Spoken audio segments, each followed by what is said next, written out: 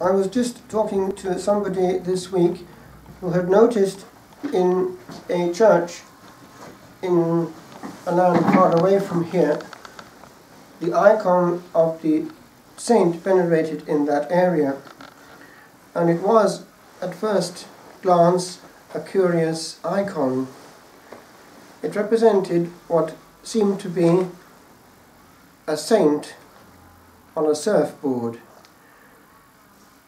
The story behind it actually would explain how he ended up on the equivalent of a surfboard.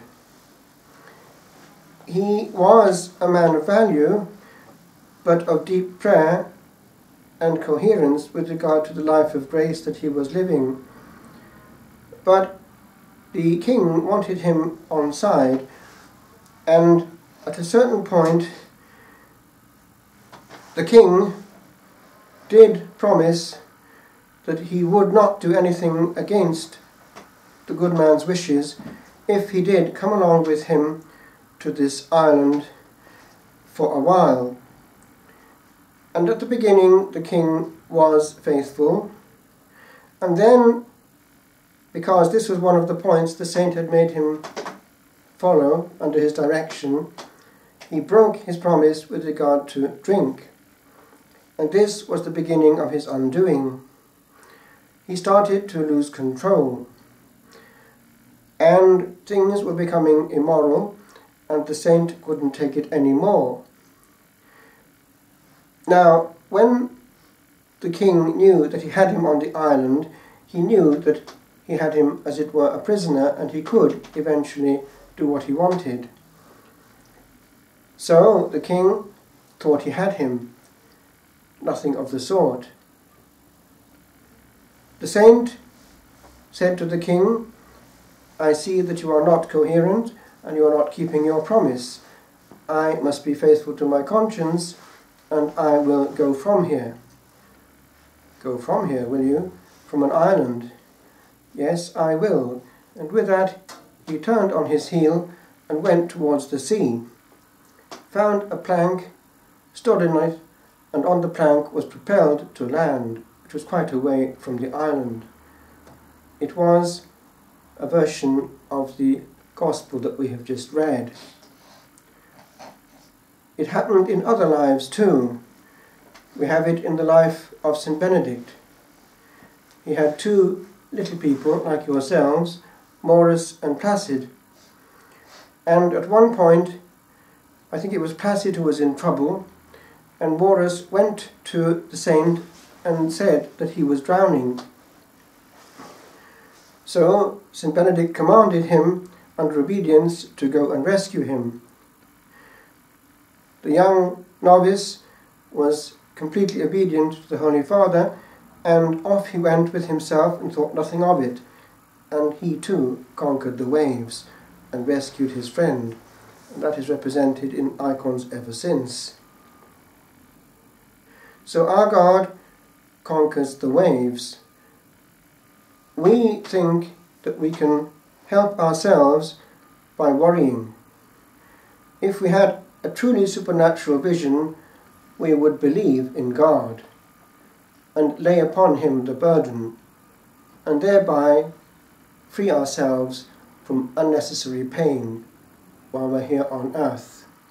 We don't really believe that God is almighty, do we? Just to be sure, we do our bit of heavy worrying. Just to be sure, to be sure. Well, with regard to the rest, repose that we are invited to enter into, especially in this holy season of Lent, the first reading says it all. As it happens, it's been maintained in the present lectionary. There is a reason for that. It talks about the rest in the specific form of the Shabbat. We know that the word Shabbat comes from the root of to rest. A noun in Hebrew comes from a verb. The verbs have 3 consonants and no vowels. Well, this gives us the word Sabbath, and it is rest, and it means just that.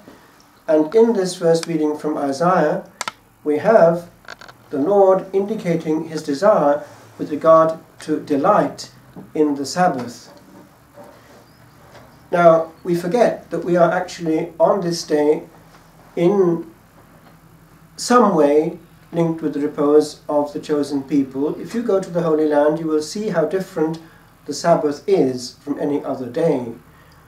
I remember when we got to Tel Aviv, about 3 years ago, we had to get the car that we were hiring, and we could see that the staff there were a bit nervous because it was getting close to dusk, and at dusk, under pain of grave sin, all has to stop, and they were hurrying to get us sorted so they could observe the Sabbath, which starts in the evening, Friday evening.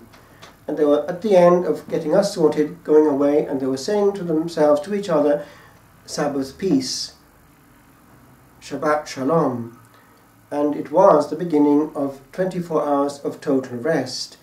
And then we noticed when we got to Tiberias how, in fact, that was the case. In all the Jewish families, it was complete rest. Nothing was moving, and we could see whole families going to the synagogue, and it was very, very beautiful. And it was something of what we had in Wales when I was a child. Nothing moved in Wales in the free church situation. It was taken very seriously. And in the old diaries which my grandfather had, it was written on the day of Saturday, not Sadurn, which is the normal word, but Sab, which would have been Sabbath. It was so different from any other day. I remember hearing from my mother how when she was a child at home, because her parents were shopkeepers, everything was completely boarded up in all the shops, including their own. Nothing moved, and they were in chapel all day. Have we gained from having Tesco opened? We feed a false need. Now the Western world is all the time, 24/7, rushing, chasing after wind, as the Ecclesiastes says. Would it not be higher quality life to take seriously what the Lord in his project meant for his creatures? Rest in me. What more blissful repose than what St. John had on the bosom of the Lord? And we can have it in adoration. If, on the other hand, we have to do just more of the same thing on a Sunday, we've missed the point. I just conclude. This has been brought out by St. John Paul II in his beautiful encyclical on the Day of the Lord. We are a Sunday people.